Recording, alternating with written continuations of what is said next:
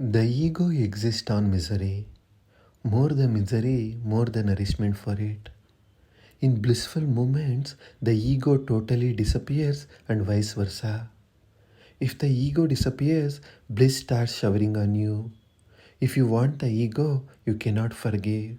You cannot forget, particularly the hurts, wounds, insults, humiliations, and the nightmares.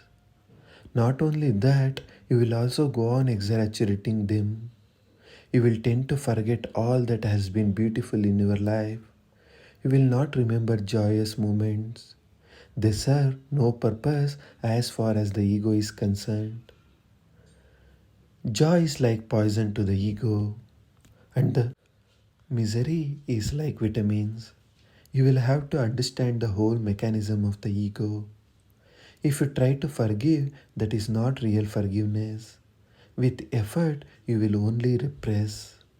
You can forgive only when you understand the stupidity of the whole game that goes on within your mind. The total absurdity of it all has to be seen through and through. Otherwise, you will repress from one side and it will start coming from another side. You will repress in one form, it will assert in another form.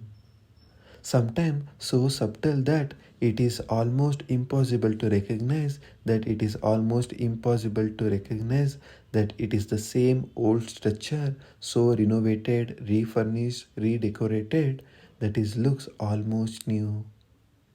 The ego lives on the negative because the ego is basically a negative phenomena. And how can you say no to bliss? You can say no to misery. You can say no to the agony of life.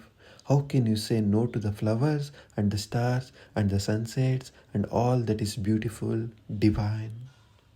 And the whole existence is full of it. It is full of roses, but you go on picking the thorns. You have a great investment in those thorns. For centuries, you have been told to forgive, but the ego can live through forgiving.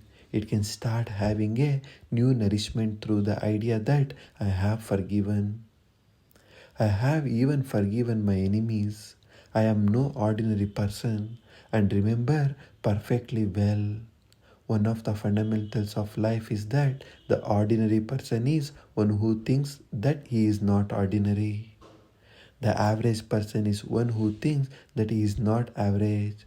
The moment you accept your ordinaries, you become extraordinary. The moment you accept your ignorance, the first ray of light has entered your being, the first flower has bloomed, the spring is not far away. So on the one hand, you want to forget and forgive because the only way to forgive is to forgive. If you do not forgive, you cannot forget. But on the other hand, there is a deeper involvement. Unless you see that involvement, Jesus and the Buddha are not going to help. Their beautiful statement will be remembered by you, but they will not become part of your lifestyle. They will not circulate in your blood, in your bones, in your marrow. They will not be part of your spiritual climate. They will remain alien, something imposed from the outside. Beautiful, at least it appeals intellectually, but existentially you will go on living the same old way. That's why I don't say to you, forgive. I don't say to you, don't hate. Love.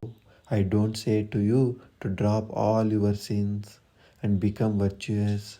Man has tried all of that and it has failed completely.